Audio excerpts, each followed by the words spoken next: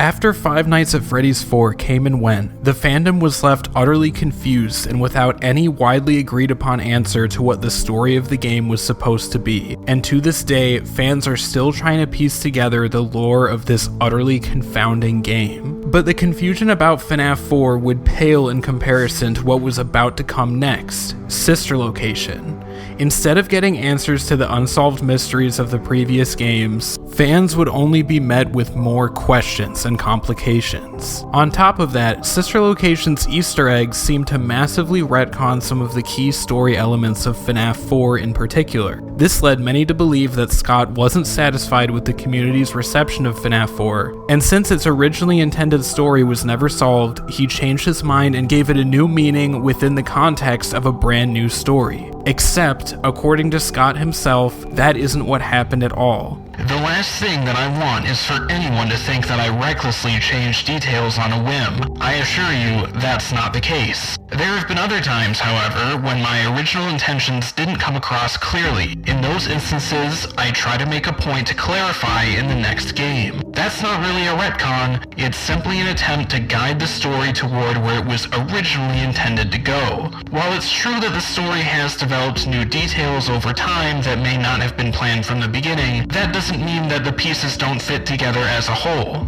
You heard that right. FNAF 4 was never retconned. Every strange and mystifying detail in that game was not negated by Sister Location, but simply expanded upon. The story we were meant to solve in FNAF 4 was always intended to continue seamlessly into the next game. So, with Scott's own words in mind, let's take a look at what FNAF 4 was truly about, and how Sister Location added on to that story without rewriting it. And trust me when I say that looking at the games this way answers even more questions than we thought about the entire Five Nights at Freddy's series.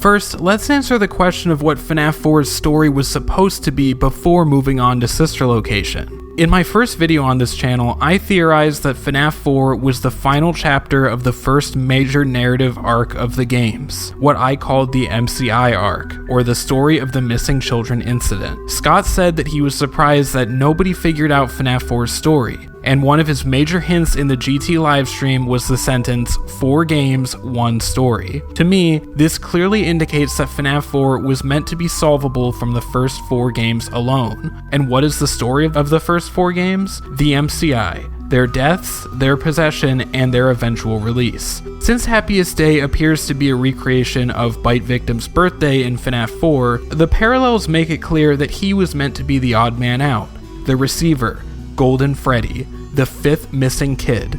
The reason everyone in town gaslights him and leaves him so scared and alone is because he was friends with the other victims, and he was the only witness to their deaths. He can't tell anyone because nobody would believe him.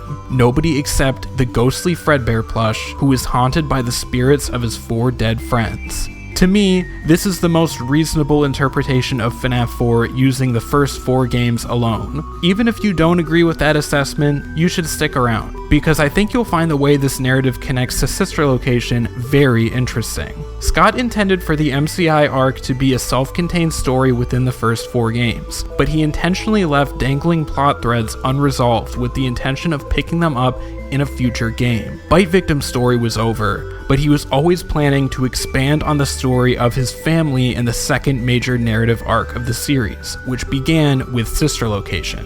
At this point, I think virtually everyone is on the same page that the Afton family and the FNAF 4 family are one and the same, with Michael being the older brother and William being the absent father. One of the major plot points Scott left unanswered in that game was the empty girl's room in that house, one that presumably belonged to a missing sister. And that is the first mystery that Sister Location solves. It literally tells us where Elizabeth Afton, the missing sister, is located. Sister Location tells the story of a grown-up Michael Afton delving into the twisted nightmare his father created to find Elizabeth and put her her back together, just like he asked him to, and along the way discovering dark secrets his father had been keeping from him his whole life. We'll get to those soon. But first, let's see how Elizabeth's story fits into FNAF 4 and shines a light on William's motive for everything he does.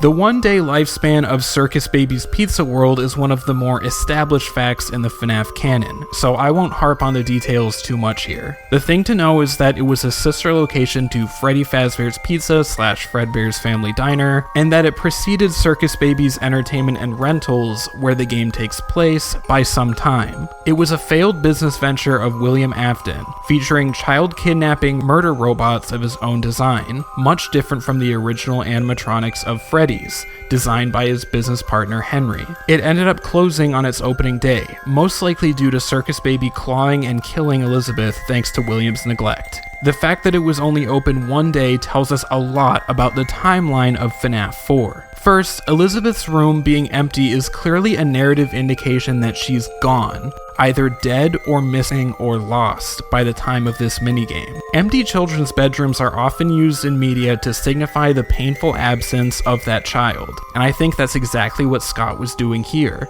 It's not empty because she just happens to be down the street somewhere at the time. It's empty to tell us that she's missing, which means that the Circus Baby's Pizza World incident happens before this minigame, before the bite victim's death.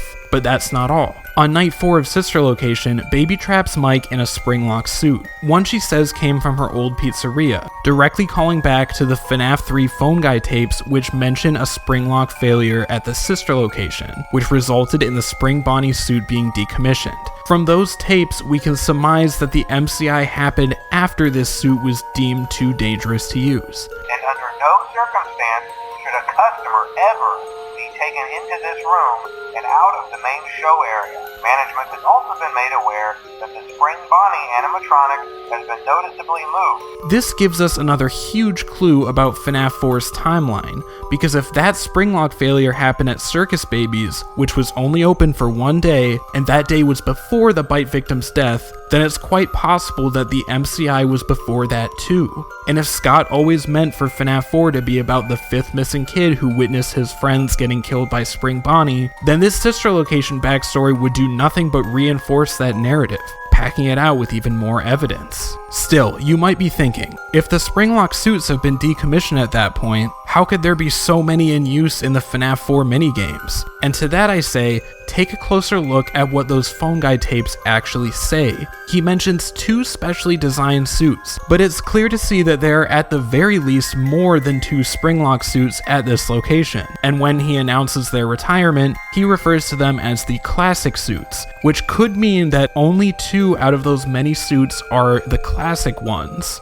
Those 2 could be decommissioned while the rest of them stay in service. So we have Sister Location reinforcing previously established plot points from FNAF 4, Elizabeth going missing and the MCI taking place before the bite victim's death. But that still leaves one massive question. Why? Why would William be opening a brand new restaurant full of giant psycho killbots and running around snatching kids in a yellow rabbit suit all the way back in 1983, before the death of either of his children? If that's not what motivated him to start doing all that crazy stuff, then what did? The answer lies in what Michael discovers in Sister Location. But before that, please consider liking the video if you've been enjoying the theory so far, and subscribe to support the channel. I have more thoughts and theories to share about FNAF, and I'd love for you to be there when I do. Now, back to the video. The centerpiece of Circus Baby's Entertainment and Rentals is a device known as the Scooper. It was created by William to extract and inject animatronics with a substance called remnant, which is a ghostly goo that binds souls to machines. Based on what we see happen to Ballora in Night 4 of Sister Location, it seems that the whole rental operation is designed so that the Funtimes can kidnap children and bring them back to the Scooper for the remnant to be harvested and stored. But to what end? Well, in the Silver Eyes trilogy, it's revealed that Remnant is what caused the original animatronics to be possessed by the souls of the MCI, and it's what William is attempting to harness to make himself immortal. He injects the Remnant from the MCI into the Funtimes, and sets them out to capture more children and continue the cycle. His pursuit of immortality is driven by his insane jealousy of Henry's creative abilities. He's attempting to one-up him in the most disturbed way possible. So, that's his motive in the books, but it's a well-known fact that using the books to solve the lore of the games is tricky territory. The books are not in the same continuity as the games, and so any theory that employs evidence from them is inherently less solid, because they can be hand-waved away with a simple, the books aren't canon. That's definitely not to say that other continuities shouldn't be included in the conversation when it comes to solving the game lore. Hell, I even used the FNAF 2 movie for key evidence in my last video. But for this sister location theory, I would like to substantiate my claim with more game-based textual evidence. With all that being said, the evidence in the games strongly points to William's motive being exactly the same as what were shown in the novels. I'm sorry, Gibi. First, we know that he's harvesting Remnant for some purpose, going so far as to run a mass Remnant harvesting operation from his underground bunker. So efficiently, in fact, that it doesn't even need his oversight to function. By the time of Sister Location, we can assume that this operation has gotten much more sophisticated since Circus Baby's initially opened. But we can also deduce from Baby's story that this was the plan all along. William opens Circus Baby's Pizza as a front for collecting Remnant. Its closing ended up being only a minor hitch because he was able to continue his master plan using the rental service instead. But here's the thing. We know that all this started before the deaths of either of his kids and before the MCI. So whatever reason he had for opening Circus Baby's Pizza at the beginning of his Remnant operation can't be to revive either of his children, or to recreate the accidental possession he may have witnessed. It just doesn't add up from a timeline standpoint. But there is another character in this story who could have prompted William to start all of this.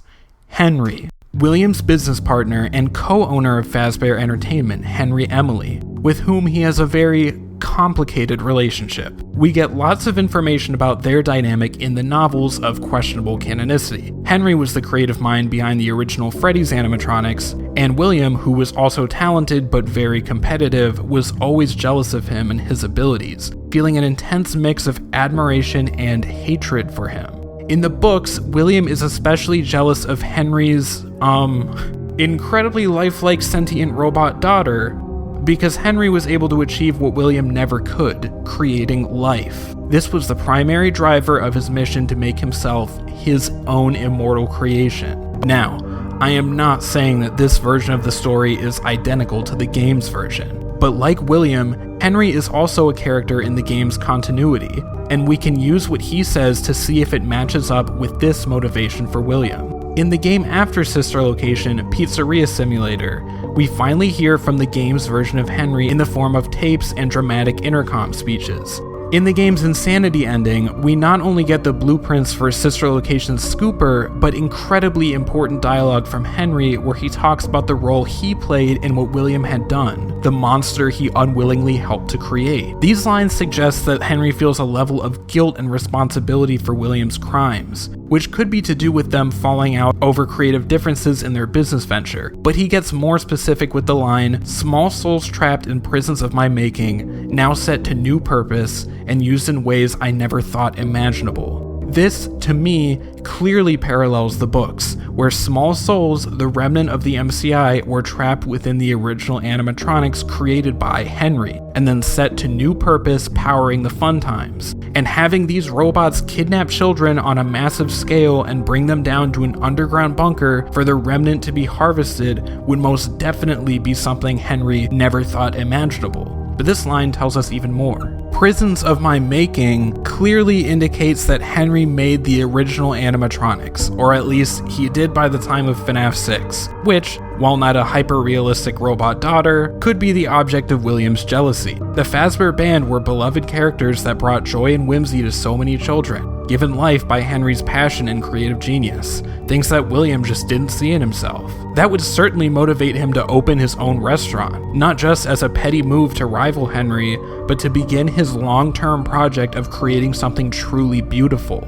an achievement that would overshadow everything Henry had done: immortality. And even though Circus Babies was a sister location to Freddy's, meaning it was under the same Fazbear Entertainment umbrella, it was still very much intended to be a competitor. Take a look at the game's Steam description, which welcomes the reader to Circus Babies Pizza and snarkily compares itself to those other pizza restaurants, obviously referencing Freddy's. Even the way Hand Unit describes Freddy's unfortunate closing is dripping with backhanded sass. William cares more about one-upping Henry than preserving the business they started together. He's obsessed. And although we've uncovered his motive in the games, we've only just scratched the surface of his insanity. But first... He's here, he's there, he's everywhere. Who you gonna call? Psychic friend Fredbear. We're gonna take a quick aside here to talk about the elephant in the room that I'm sure some people are yelling at their screens about right now. This damn Fredbear plush from FNAF 4. He says to Bite Victim, "I will put you back together." And at the end of Sister Location, Mike says that he put Elizabeth back together just like William asked him to. And in the private room, we see him next to camera feeds of the FNAF 4 bedroom holding what appears to be either a camera controller or a walkie-talkie, which all really seems to add up to the idea that William is speaking through the plush, and he promises to put him back together. Ergo, his motivation is to bring his son back from the dead, and all of this Sister Location remnant business is for that, not his own pursuit of immortality. If it isn't clear by this point in the video, I don't think that that's the case. First, I'm not convinced that the Fredbear plush being in the private room is telling us that William was using it as some kind of camera/walkie-talkie device to communicate with the Bite Victim. Instead, I think it's more of just a fun Easter egg that calls back to FNAF 4, and its presence is secondary in importance to the cameras themselves. Or, if you want to take things more literally, it could be an indication that the spirits of the MCI are present at this location, which they are, in the form of the funtimes. Second, I don't think that the repeated use of "put back together" necessarily indicates that William promised he would do that for his son, because that sentence is used to describe two entirely different things. Bite Victim is spiritually put back together by the player of the FNAF 3 minigames and FNAF World, who I would assume to be Michael and Charlotte working together, and maybe Cassidy too if that's your cup of tea. His birthday party is reassembled on the spiritual plane in order to grant him and the other missing children release. He's free now. There is no evidence that indicates that William has anything to do with this process at any point in time, from his death to his release. Elizabeth, on the other hand, is physically put back together in the most gruesome, literal sense of the word. Her body is reassembled in the form of Ennard at the end of Sister Location, and she physically escapes the bunker. She's free now. It's an obvious parallel to Bite Victim's reassembly, but it's meant to highlight their differences and contrast them, not tell us that it's the same thing happening twice. Sister Location is a much edgier game than the original Tetralogy, full of self-aware references and dark humor. It's one of the things I love about the game, honestly. It intentionally turns a lot of the tropes of FNAF on their head, and I see this line as being just another instance of that. So, who actually says the line in FNAF 4 if it's not William? It's hard to say. If there is a Cassidy, it would almost definitely be her, but then it's also hard to say what role she plays in putting Bite Victim back together. Based on how we actually see that happen in FNAF 3, I think the strongest contender for that line is Charlotte, although that throws into question when she died and why she would be represented by Fredbear. Another strong contender narratively would be Michael, because if he is the player of FNAF 3, he would be finally fulfilling that promise. But I'm sure the issues with that interpretation speak for themselves. The best way I can put it is, I'm not 100% sure who says this line, but I just think William makes too little sense. The evidence I've outlined in this video so far makes it hard for me to get on board with William putting Bite Victim back together. With that being said, I think it is definitely a valid interpretation, and there's certainly a lot of evidence for it. In the words of the man himself, it's all just a theory. Oh, no!